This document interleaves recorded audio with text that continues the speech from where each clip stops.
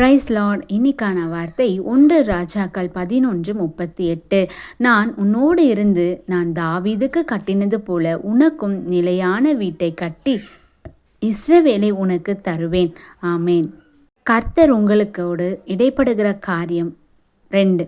1, நான் உன் கூடவே இருப்பேன். இன்னொன்று, தாவீதுக்கு செய்தது போல் உனக்கும் செய்வேன். தாவீது யார்? அவர் ஒரு ராஜா. அவர் ஒரு பெரிய சாம்ராஜ்யத்தை வச்சுருந்தார். அநேக தேசங்கள் அவர் கையில் இருந்தது. ஸோ இப்படி இருக்கிறதுக்கும் நமக்கும் என்ன ஒரு டிஃப்ரென்ஸ்? கர்த்தர் நம்மோடு கூட இருக்கிறார், நம்பர் 1. நம்பர் 2, தாவீது எந்த காலத்துலேயும் எப்படி விழுந்தாலும், எவ்வளோ சத்ரு போராடினாலும் அவனுடைய ராஜ்யம் அவனோட கையிலேருந்து தேவன் எடுத்து போடவே இல்லை. அதுதான் அவருக்கு கட்டின ஒரு நிலையான வீடு. இன்னைக்கு எவ்வளோ பிரச்சனைகளை நீங்கள் சந்தித்து கொண்டு இருப்பீங்க. ஆனால் உங்களுக்கு உண்டானது உங்களுக்கு மட்டும்தான். உங்கள் கையை விட்டு அதை போகவே போகாது. தேவன் நிலையான வீட்டை உங்களுக்கு தருவார். நிலையான சொத்துக்கள், நிலையான ஆசீர்வாதம். தேவன் உங்களுக்கு தருகிறது எல்லாமே நிலையானது. உலகத்தாரை போல நீங்கள் புலம்பிக் கொண்டு இருக்காதீங்க.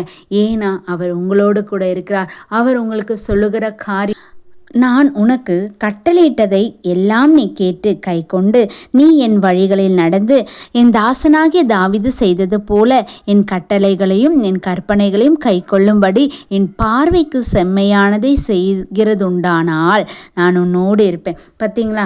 கர்த்தர் சொல்லுகிற காரியம் அவருக்கு கீழ்ப்படினோம், அவர் காட்டுற பாதையில் நடக்கணும், அவருக்கு பிரியமானதை நம்ம செய்யணும். ஸோ இப்படி நம்ம அவரோடு இருக்குமானால், அவரோட சொல்லுக்கு நம்ம கீழ்ப்படிஞ்சு அவரோட வழிநடத்தலை நம்ம நடந்து மனுஷரை நம்பாமல் உலகத்தை சாராமல் நம்ம தேவனோடு கூட இருந்தால் தேவன் நம்மளோடு கூட இருப்பார். தாவீதுக்கு கொடுத்த சகல ஆசீர்வாதமும் உங்களுக்கும் கிடைக்கும்.